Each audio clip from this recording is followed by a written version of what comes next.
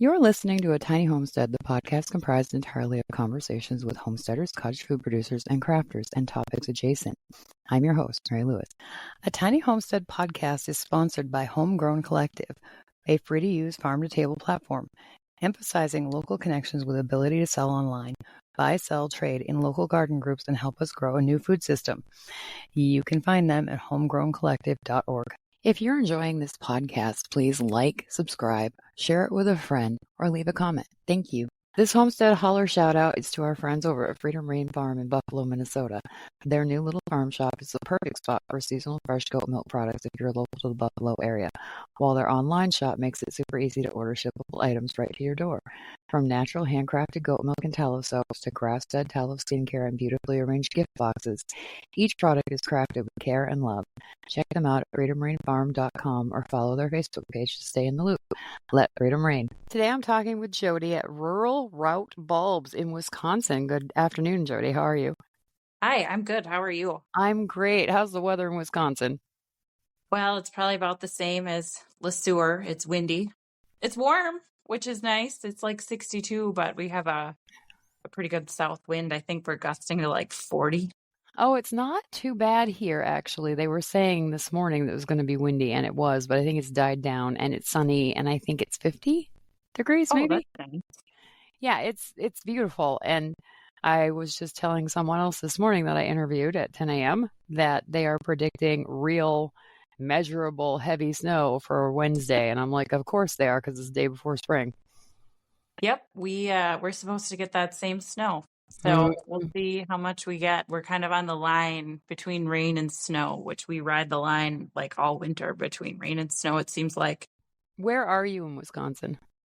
We're by Eau Claire. So Okay, yep. we're just east of Eau Claire, so about an hour and a half east of Minneapolis and St. Paul. Yeah, Eau Claire is really pretty. I have been through there, so. It is. Oh, go ahead. It is. It is. It's so pretty in the fall. I'm from southern Minnesota, by where you're from, and I've been combining in some areas with previous jobs, and sometimes I just stop and I'm like, it's so beautiful here when the leaves are changing. And so, yes, you're right. It's wonderful area. What town are you from in Minnesota? Janesville, Minnesota. Yes, I've heard of Janesville. My husband actually has family in Janesville, Wisconsin. So, Okay. yeah, Yeah, there's you often get confused. a lot of quinkadings going on here this morning or this Yeah. afternoon. Sorry, I keep thinking it's morning. It's not. It's 1:00. Okay.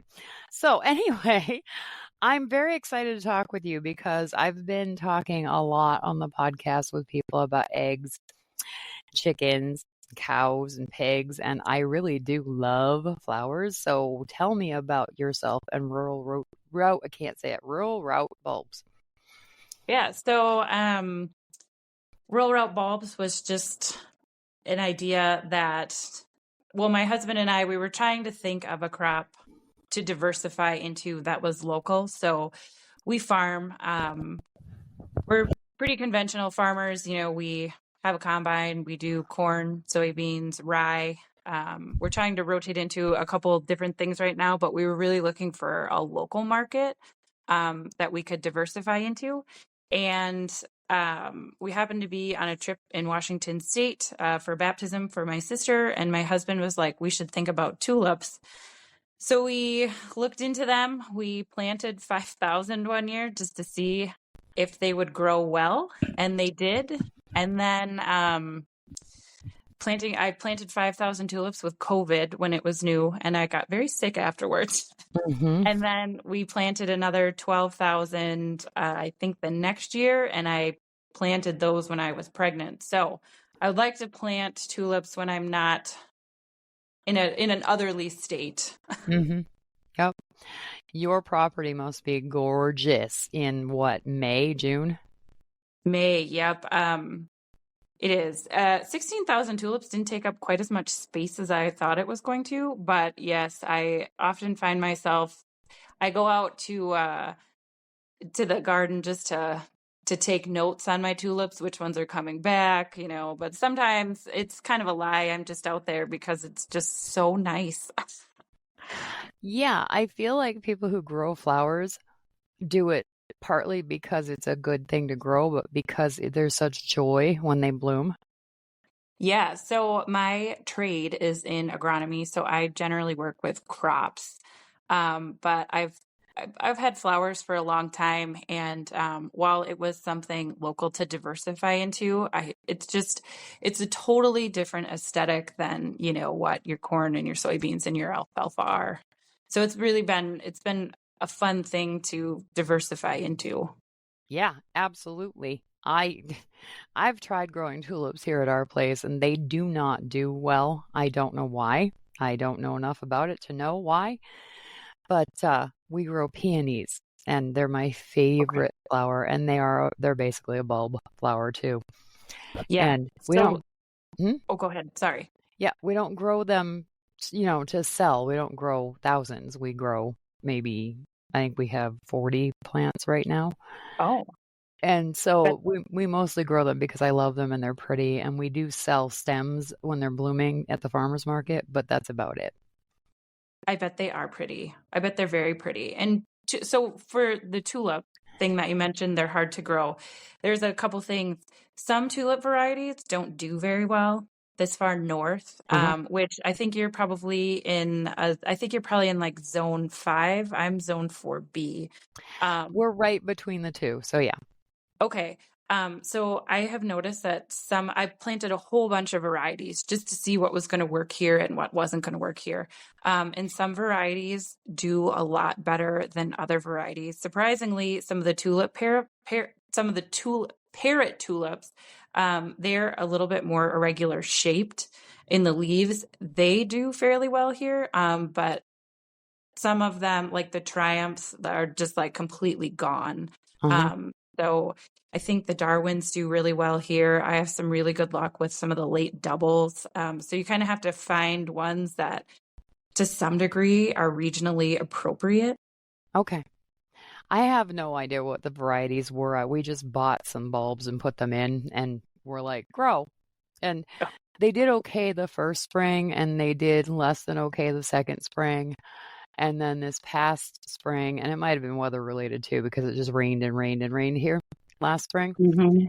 But they didn't do very well that third spring. And I really love the double bloom ones. The double, I don't know what they're called. The ones where it's not just the outside petals, but there's like petals in the middle too.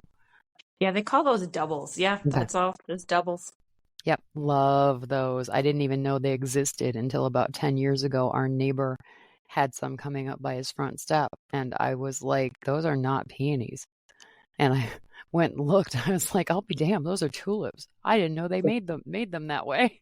Yep, they do look like peonies. I agree. They're so pretty. And I do know what your weather conditions were like last year. I was Yeah. out looking at some crops with my mom, and you guys got so socked with weather.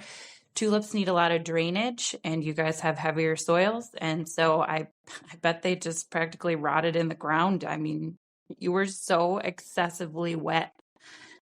Yeah, it was bad. Like, I have talked about this so much, I shouldn't even say it again, but our garden, our 100 foot by 150-foot garden was soup. Like, Hmm. my husband had to plant tomatoes 3 times last year just for us to can, like, I think 20 pint jars of tomato sauce. Yeah, in our area, you could not find tomatoes that people grew on their farms.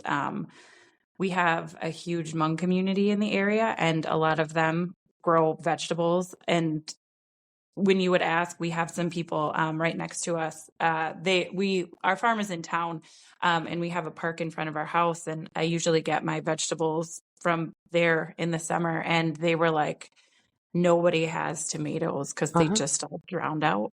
Yeah, every tomato that we took to the farmer's market sold out in the first half an hour. Gone. Yeah, And yeah. my husband came home from the first farmer's market that we had tomatoes in August, not July, August. And he said, I sold out of I think he took maybe 50 tomatoes. He said they were gone in the first 10 minutes they were open. Well, I'm glad somebody else can relate to how wet the weather was in the Midwest last year because it was just deplorable. It was freaking miserable, and that's the F word I have to use on the podcast. Yeah, that's I okay. And 2023 was so dry, and 2024 was so wet, and we saw so many crop issues, and we saw issues with soil microbial populations, and we had slugs, and they wouldn't go away because it didn't get warm. The last 2 years have just been the most crazy growing conditions I think I've almost ever experienced, like back to back. Yeah, it was insanity. And honestly, the summer before 2024, we had the most beautiful garden. It did great. So, Oh, yeah, good. we were very, very sad last summer. And then I applied for a grant and got it, and we put up a hard-sided greenhouse in May of Oh, 2024. I bet 2024? that's I'm nice. thinking,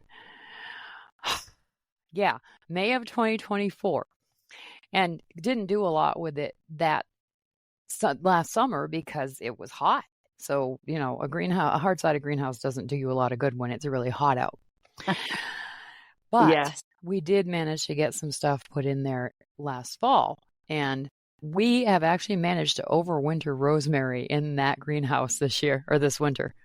Oh, that's cool. Is rosemary a hard one to overwinter? It does not overwinter outside. Okay. It will Okay. not. It dies. So excited that the greenhouse stayed warm enough that we could overwinter rosemary in it. And we also had strawberry plants in pots, hanging pots out there. They Okay. survived the winter too. Oh, well, that's So cool. so the one saving grace of last year is that I applied for this grant and we got that greenhouse built and extended our growing season by about 2 months in the fall, and growing season can now start like now in the greenhouse. And Well, without the that's greenhouse, we can't do anything. That's so nice because in the upper Midwest, if you don't have a greenhouse, the weather's getting nice in Tennessee, and we're just sitting here like waiting. Like I have some crocuses I found that were coming up this weekend. Hmm. But otherwise, that's kind of it. Maybe a little bit of grass greening up, but we were 77 degrees last Friday, which I think was pretty helpful. But okay, so I'll get a little bit back to tulips. Uh-huh. Um, so so I have a master's degree that I just finished in agronomy, and I'm somebody who just likes to know. I like to learn. So I meant to dig up crocuses 2 weeks ago, and I ended up in my daffodil row, and I dug up some daffodils, and the ground was still frozen. Like I had to go get a real shovel and stand on it to get it into the ground. Yeah. And I had daffodil shoots that were pushing up through the frozen ground. So, from somebody who grows usually annual crops, it was pretty excited to see like how hardy daffodils are in the area. And when we planted them, so we bought a trencher to plant with. And so I crawl on the ground and I just pop the bulbs in the trench. And then my father-in-law, who is very, very nice, he fills the trenches in and walks on them for me. So I just planted one daffodil, one bulb. And when I put the shovel in, I had like 4 or 5 bulbs that had daughter bulbs that had grown there. So that was pretty exciting to see that in this area, like my crop was flourishing, Uh-huh. and that they can push out through, conditions that are not plant great.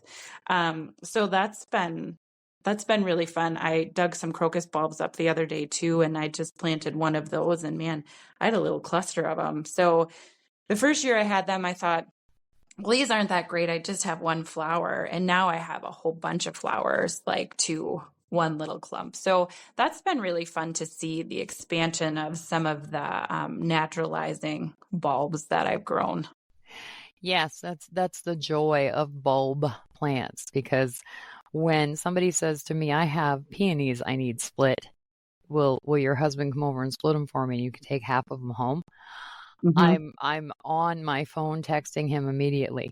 Can you make time on this day, on this weekend, to go split peony plants? And he's like, yes. Hmm. Because the more times you do that, they do the same thing. They spread as well. So you start with like one clump of peony roots, and they're not a bulb, I think they're a rhizome. Yep.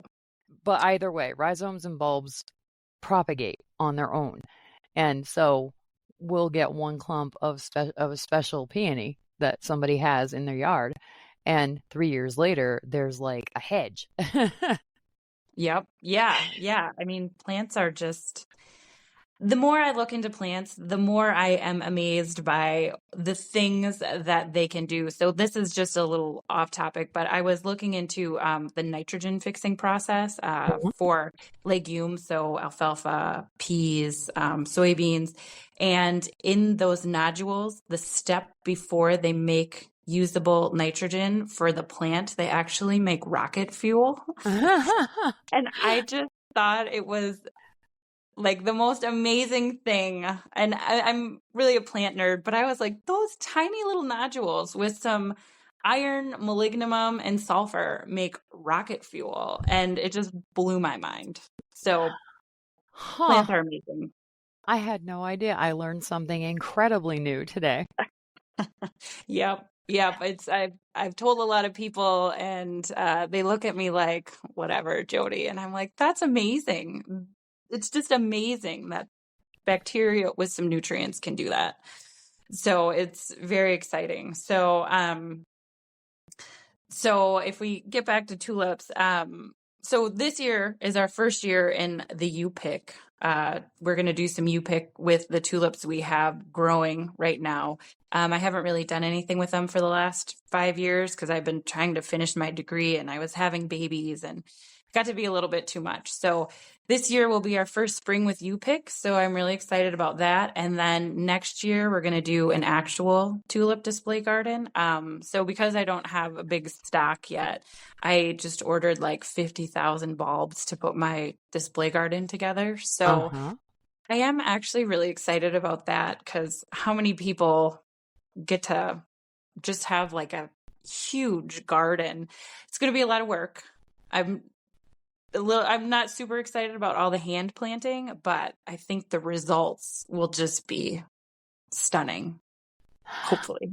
I'm going to tell you the same thing I tell everybody else who's like, I'm going to do this huge project and it's going to suck at the beginning, but it's going to be amazing when it's doing the thing. I always say that big projects suck when you're beginning it, but it will be so worth it in the end.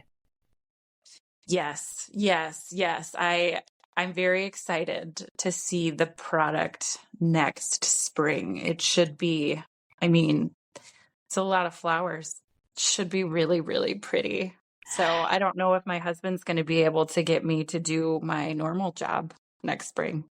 Oh no, whatever will he do? He'll be fine. I'll have to just get it done real early so all my other farmers have their fertilizer plans ready to go before May. Yep, exactly. So do you sell tulips? Like So we're cut just flowers?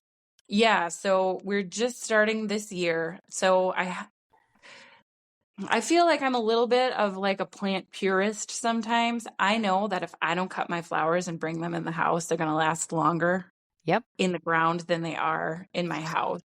So I haven't picked a lot. I let a couple people last year come pick some, but I usually don't pick them. And I've had a couple people stop and I think they've picked them, but we're pretty close to a highway so people can see them. And they're like, what are you going to do with all those tulips? So it's been really good advertising. So all the years before I didn't do much. I deadheaded them pretty much. And so this year we're going to do a U-pick where we sell the cut flowers. And in the future, we might do some bulb sales this year, but in the future it'll be a U-pick. We'll sell bulbs. I have some potted plants and, so it'll be more of an agritourism type thing where we have some food, maybe some music on the weekends. We'll kind of see how everything shakes out. So it is like an incredibly new business. Okay. Do you have any idea how to make tulips last once you cut them and put them in a vase with water? Well, now I don't know the particulars on that right this second. I have them in a notebook, but I do have a friend who also has a flower farm in Fall Creek, Uh-huh. and she gave me some tips on that, but I would have to look through my notebook to find what they were since I haven't been cutting them. Okay. Well, do me a favor when you do find out, send me a message and let me know just the basics because I had some really pretty double tulip flowers come up two or three springs ago, like I was talking about. Mhm. And I cut some of them because they were so pretty, and I put them in a mason jar with water, and they were good for about 3 days, and then they started to wilt. And Oh, I thought 3 days was great. so one of the things with tulips is if you harvest them, the longer they've been bloomed, they won't last as long. Yeah. So the best thing you can do is cut them before they bloom. However, that's kind of a double-edged sword I found because the tulips seem to get taller and bigger. The actual flowers do the longer they've been bloomed. Yeah. So like some of the store ones you see in the store, they're smaller, but they've been picked pre-bloom. So the earlier you can pick them, the longer they last in the vase. And I think like daffodils, you have to let the goop come out of them before you put them in the vase with the other flowers, or the goop will kill the other flowers faster. Oh, okay. All right. And you grow daffodils too? Yes. Yes, Yes. I had daffodils. So our farm is on the edge of a town, and I have just terrible trouble with deer. Hmm. So I did grow daffodils as well because I heard they naturalize in Wisconsin a lot better than tulips will, which is pretty much the truth. All my daffodils come back and the deer don't touch them, which is really nice. I spray this stuff on my tulips called liquid fence, and it smells like hog manure and pee, Ew. just for a little while. And then humans can't smell it later, but the deer really just stay away after Yeah. that because they like to eat them like right before they bloom. And so I'm always like really excited to see the blooms. And if I forget to spray them, they're all eaten off the next day. Yep. Damn those deer. We have we have a doe that showed up here 2 years ago, Okay. 2 springs ago. I don't think she's still alive. I think she got hit by a car. But the first year she showed up by herself and she nibbled a bunch of stuff that was growing in the garden. She didn't tear it down, but she definitely took some snacks. And my Yeah. husband was like, we have a deer. And I said, okay. Hmm. He said, she's helping herself. And I was like, okay. So like 2 days later, I was up early and I had my coffee. And my husband came out on the porch and he happened to look out the door and he was like, stand up really slowly and look to your left. And I could see her out in the garden. I was like, oh my God, she's so beautiful. And he's like, yeah, and she's a thief. And I said, Hmm. okay. Last year, she showed up in May when there was really nothing in the garden and she had a fawn with her. So we got Okay. to see her and the fawn. And then my husband was driving to work about a week later and there was a dead doe on the side of the road, no fawn to be seen. And he said, I think our deer is done. And I said, okay, well, then your garden might be okay if we actually get it in. And then it rained all summer, basically, so it didn't matter. Yep. So I'm really torn about, do I want to see a deer or do I want the deer to not show up and not eat my stuff? So it's a double-edged sword, you know? It's Yep. beautiful to know that she's around, but it's also going to cut into our production. Yep. Yep. That's exactly how I feel about it. My husband got a picture of them like last spring, and they actually paw through the snow to eat my tulip vegetation, Oh, if it snows after they emerge. So well, I mean, we live in the upper Midwest, so there's just not a lot of food at the end of spring or, at the beginning of spring. So I feel for them, but I wish they would go forage somewhere else. uh-huh.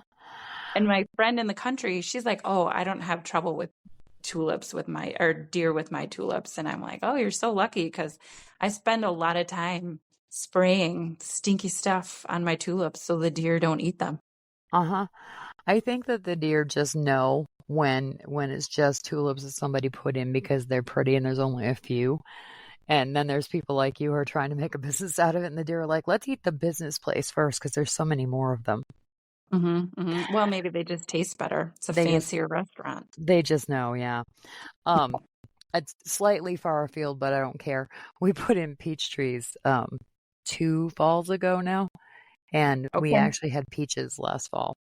There were Really? there were 12 peaches on one tree, and my husband brought in 6. And I had one, and my husband and my son ate the rest of the 6. And he was going to go out the next day and pick the other 6. They were gone. We think that Oh. a deer got the last 6 peaches, which is really sad because it was the first year we've ever had peaches and ever had put in peach trees.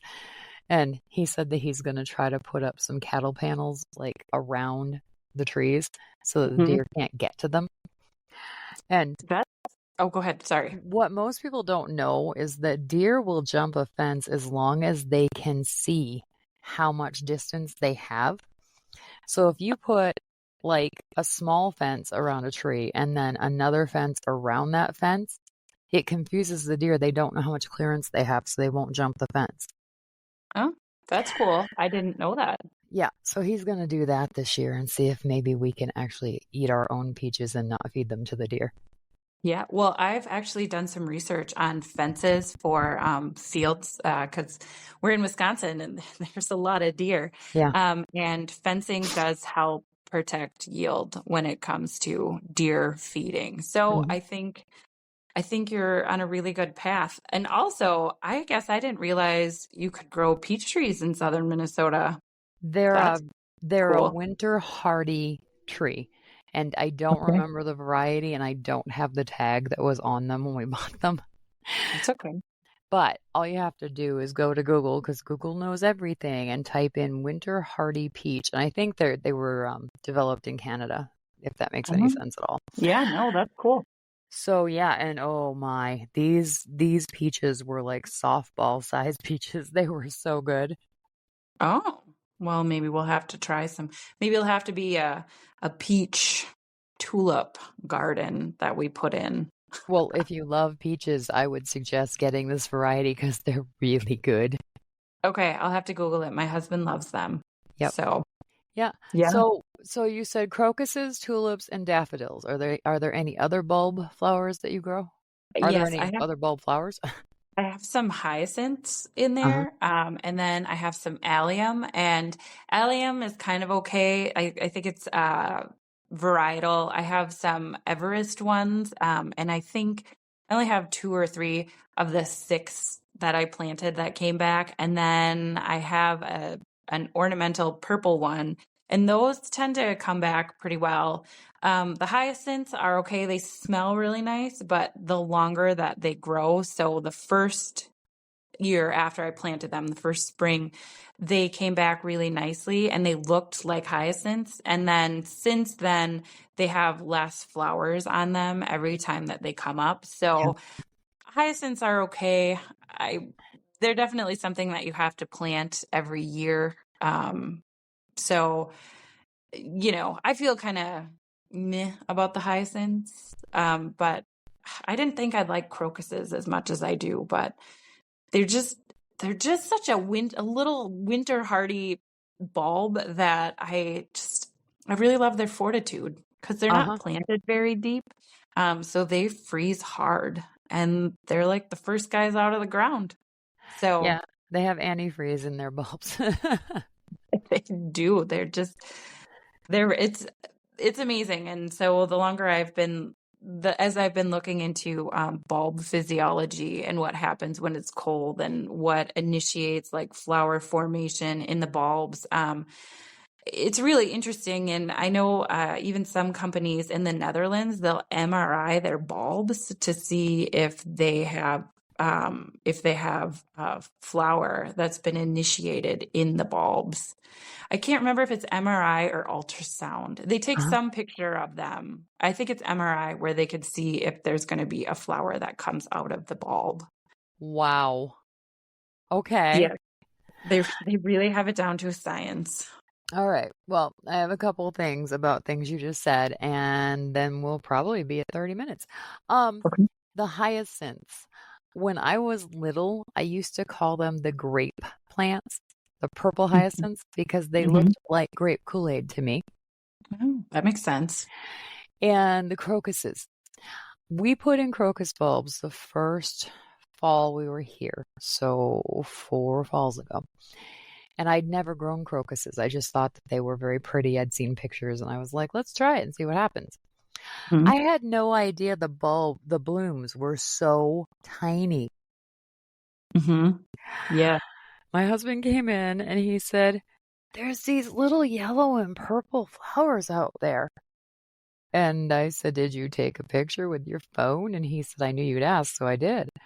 And I looked and I said, those are crocuses. I said, how big are they? And he used his thumb and his finger to show me how big the bloom was. Mm-hmm. I was like, are you kidding? He said, no, they're tiny. He said, they're gorgeous, but they're small. And I was like, oh no. He said, did you think they were like a lily size? I said, yeah. He said, no, they're Oh. tiny.